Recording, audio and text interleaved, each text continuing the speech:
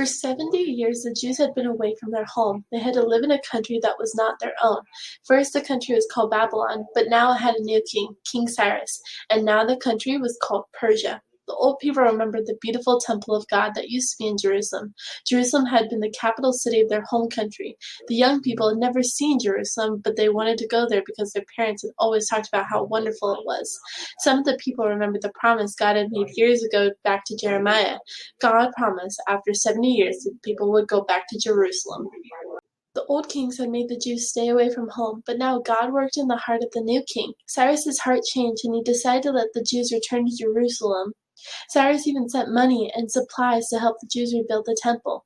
God kept his promise. After 70 years, the Jews were finally going home. When Daniel had been taken away from his home with his friends, he was a young man. When he had heard the news, he was so happy because his friends could finally go home. But now he was an old man, he couldn't travel very far. So he decided to stay in Persia and serve the new king. Daniel had so much faith when he was in Babylon. He knew that if he trusted God with everything, he would be safe.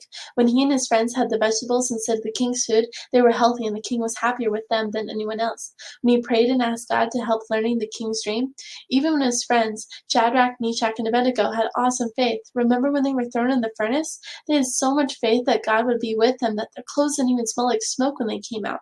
Daniel's prayers were always heard by God, just like yours are. When he prayed about the writing on the wall, when he was thrown into the lion's den, and when he prayed for his city and his people. Just like Daniel, you can have fearless faith too. Sometimes things get scary and you don't know what to do. You can always talk to God.